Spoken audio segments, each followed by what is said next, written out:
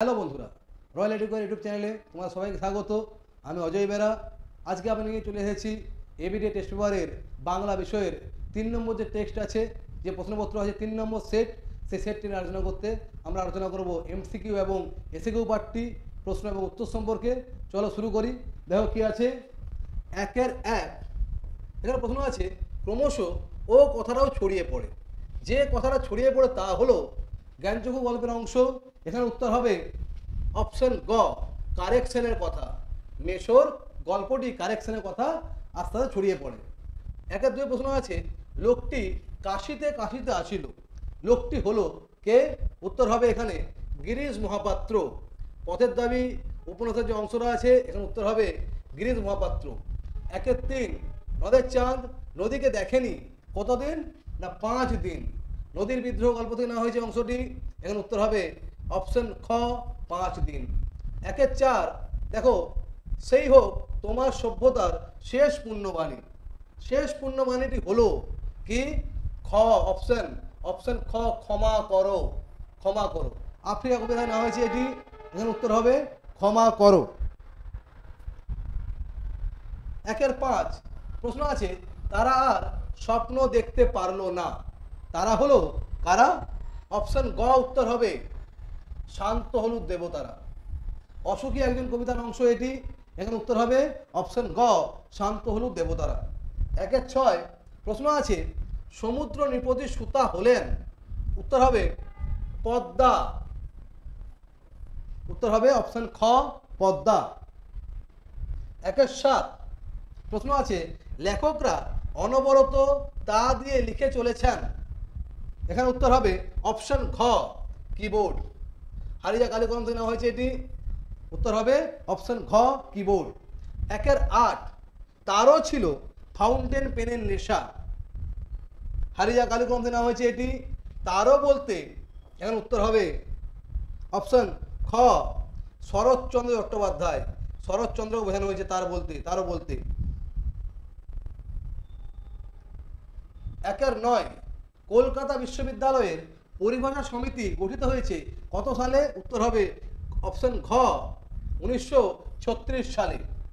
1-10 প্রশ্ন আছে, কথাটা শুনে তপনের চোখ মার্বেল হয়ে গেল। এখানে দাগ আছে, তপনের নিচে চিহ্নিত পদটি হলো কোন কারক? এখানে উত্তর হবে অপশন গ, সম্বন্ধ পদ। 1-11 প্রশ্ন আছে, রাজায় রাজায় যুদ্ধ হয়। এখানে রাজায় রাজায় হলো কি? এখানে হবে অপশন গ, ব্যতিহার কর্তা। একটা বিরোধিতার ভাব আছে, তো এটা হবে ব্যতিহার কর্তা। 1-12 প্রশ্ন আছে, রামদাস আর কোনো প্রশ্ন করিল না। দাগ আছে রামদাসে। এখানে বলা হয়েছে চিহ্নিত পদটি যে সমাসের উদাহরণ তা হলো।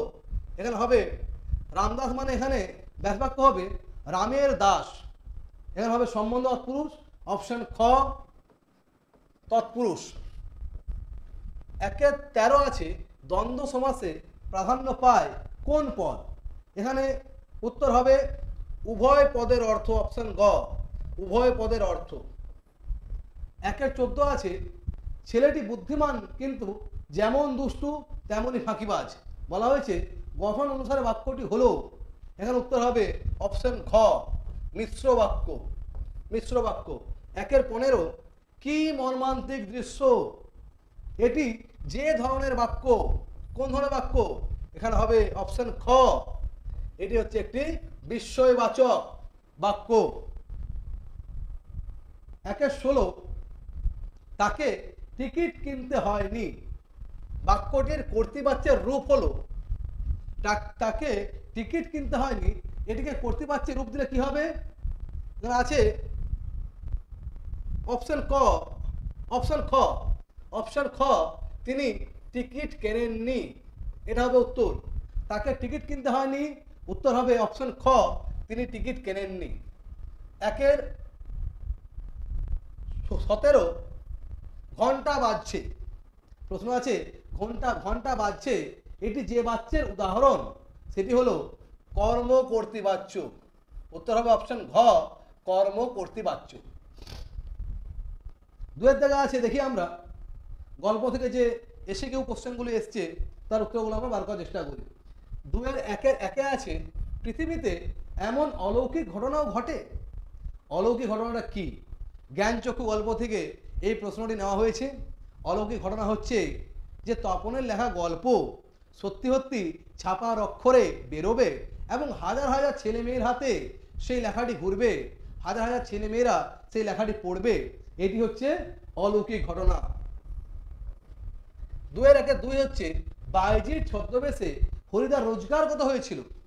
বাইজির ছদ্মবেশে হরিদার রোজগার হয়েছিল 8 টাকা 10 আনা। কত হয়েছিল? 8 টাকা আর 10 আনা।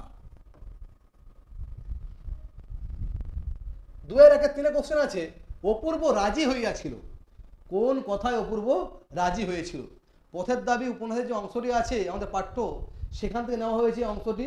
অপূর্ব রাজি হয়েছিল যখন রামদাস তলোয়ারকরের স্ত্রী ওনাকে বলেছিলেন যে যতদিন না পর্যন্ত আপনার মা কিংবা অন্য কোনো আত্মীয়া নারী এসে আপনার বাসার ঠিকঠাক ব্যবস্থা নেন, ততদিন পর্যন্ত তাকে যেন তার ছোট বোন মনে করে তার হাতে প্রত্যহ প্রতিদিন কিছু মিষ্টান্ন খাবার গ্রহণ করেন। সেই কথায় অপূর্ব রাজি হয়েছিল।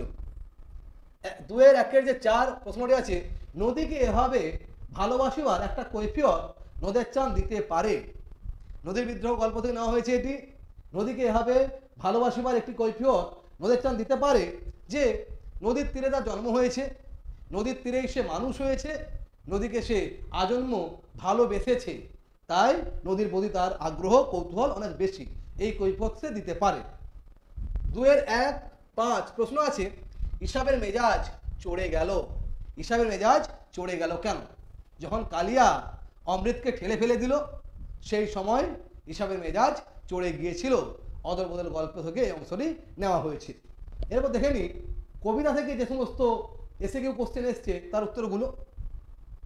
2-1 কোশ্চেন আছে, সিন্ধু পারের সিংহদ্বারে ধমক হেনে ভাঙলো আগল। সিন্ধু পারের সিংহদ্বার বলতে কি বোঝানো হয়েছে? এখানে সিন্ধু পারের সিংহদ্বার বলতে বোঝানো হয়েছে আন্দামান দ্বীপপুঞ্জে অবস্থিত সেলুলার জেল, যে জেলটি আমাদের সেই সময় যারা বিপ্লবী, যারা দেশকে স্বাধীন করার জন্য প্রাণপাত করছেন তাদেরকে নিষ্পেষণ করা হতো, শোষণ বঞ্চনা অত্যাচার করা হতো, সেটাকে বলা হচ্ছে সিন্ধু পারের সিংহদ্বার। 2-2 কোশ্চেন আছে, অস্ত্রের বিরুদ্ধে গান কবিতায় কবি হাত নাড়িয়ে কি তাড়ান? হাত নাড়িয়ে তিনি বুলেট তাড়ান। অস্ত্রের বিরুদ্ধে গান কবিতায় কবি হাত নাড়িয়ে কি তাড়ান? না, বুলেট তাড়ান। বুলেট, হাত নাড়িয়ে বুলেট তাড়ান। 2-3 কোশ্চেন আছে, প্রদোষকাল ঝঞ্ঝা বাতাসের ঊর্ধ্বশ্বাস। প্রদোষকাল শব্দের অর্থ কি? প্রদোষকাল শব্দের অর্থ হচ্ছে সন্ধ্যা, সন্ধ্যাকাল। প্রদোষকাল শব্দের অর্থ হচ্ছে সন্ধ্যা।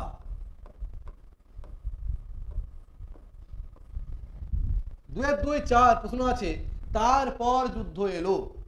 তারপর যুদ্ধ এলো কি হবে?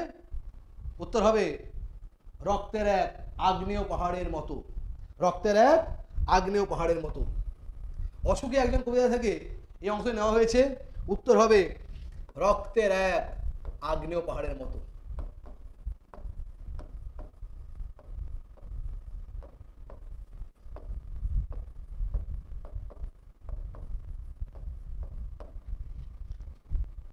দুই 5 প্রশ্ন আছে, শিরচুম্বী অম্বুরাশি সুতা উত্তরিলা। অম্বুরাশি সুতা মানে হচ্ছে, অম্বুরাশি মানে হচ্ছে সমুদ্র, সুতা মানে কন্যা মেয়ে, সমুদ্রের কন্যা। এখানে বোঝানো হয়েছে অম্বুরাশি সুতা বলতে দেবী লক্ষ্মীকে। কাকে বোঝানো হয়েছে?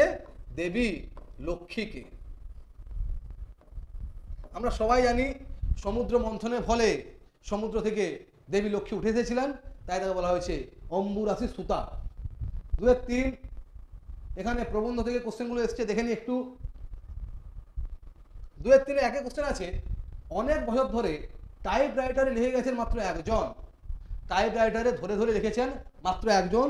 এখানে একটি লেখকের নাম আছে, তার নাম হচ্ছে অন্নদা শঙ্কর রায়। এখানে উত্তর হবে অন্নদা শঙ্কর রায়, অন্নদাশঙ্কর রায়। অনেক ধরে ধরে টাইপ রাইটার হয়ে গেছেন অন্নদাশঙ্কর রায়। দুয়ের তিনে দুয়ে কোশ্চেন আছে, বাংলায় একটা কথা চালু ছিল।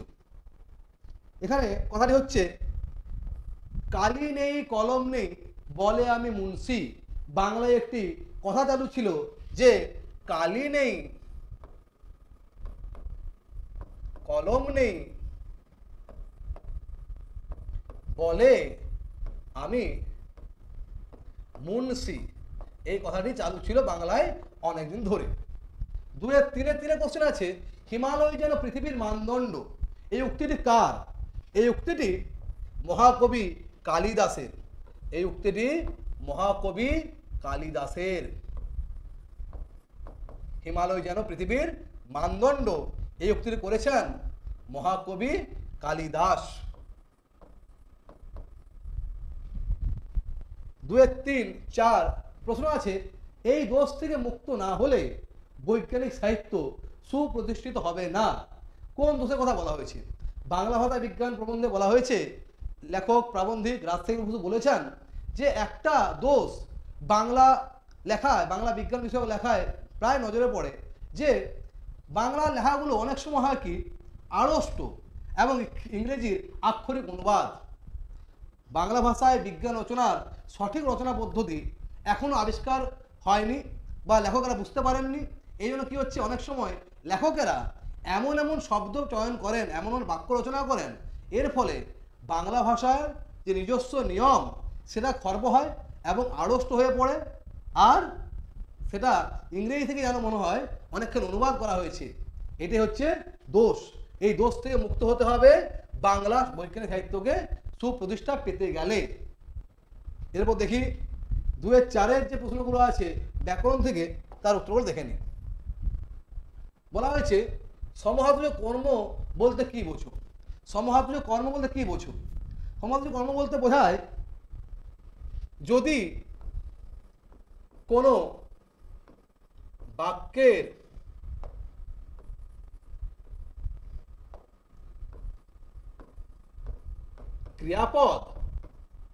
ক্রিয়াপদ এবং বাক্যের কর্ম একই ধাতু থেকে সৃষ্টি হয় বা উৎপন্ন হয়, তাহলে সেই কর্মকে বলা হয় সমহাতুজ কর্ম। যদি কোনো বাক্যের ক্রিয়াপদ এবং কর্মপদ উভয় পদই একই ধাতু থেকে সৃষ্টি হয়, তাহলে সেই কর্মকে বলা হবে সমহাতুজ কর্ম। সম্বন্ধপদ কারক নয় কেন? সম্বন্ধপদ কারক নয় এই জন্য, কারণ সম্বন্ধ পদের সঙ্গে বাক্যের ক্রিয়াপদের কোনো প্রত্যক্ষ সম্পর্ক থাকেই না, তাই সম্বন্ধপদ কারক পদবাচ্য নয়। কারণ সম্বন্ধ পদের সঙ্গে বাক্যের সমাপিকা ক্রিয়ার কোনো প্রত্যক্ষ সম্পর্ক থাকে না, তাই সম্বন্ধপদ কারক নয়। দুয়ের চার তিন কোশ্চেন আছে, বহুব্রীহি শব্দের অর্থ কি? বহুব্রীহি শব্দের অর্থ হচ্ছে, বহু মানে হচ্ছে অনেক, ব্রীহি মানে হচ্ছে ধান। মানে বহু বা অনেক ধান্য সম্পন্ন ব্যক্তি বা মহাজন বা দেবী লক্ষ্মী সবাইকে ইঙ্গিত করা হয়। বহু ধান্যসম্পন্ন ব্যক্তি, বহুব্রীহি শব্দের অর্থ।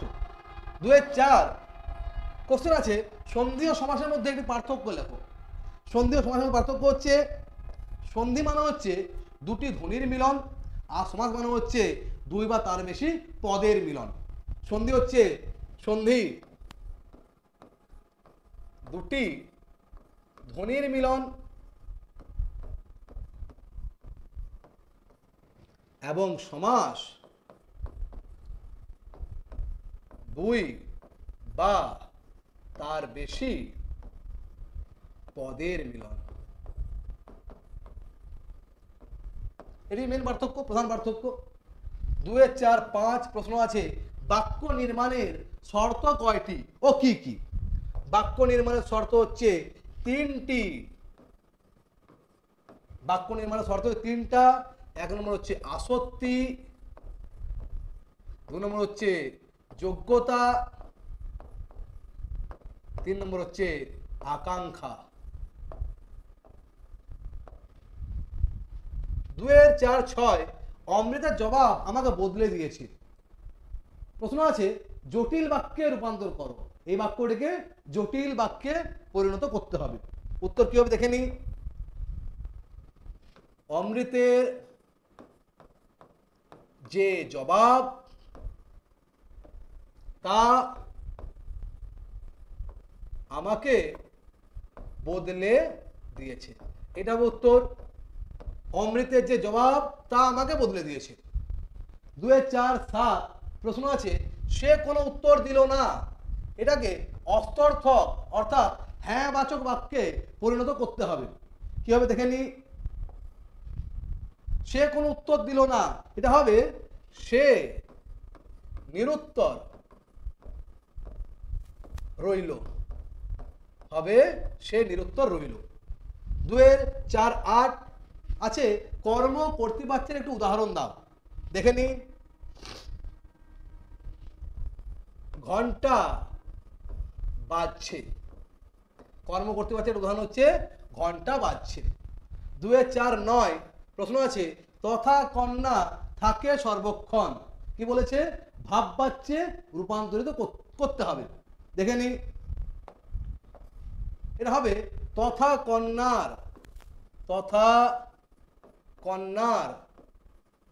থাকা হয় সর্বক্ষণ। তথা কন্যার থাকা হয় সর্বক্ষণ। 2, 4, 10 প্রশ্ন আছে তির্যক বিভক্তি কাকে বলে। কি হবে দেখে নি। যে বিভক্তি একাধিক কারকে প্রযুক্ত হয় তাকে তির্যক বিভক্তি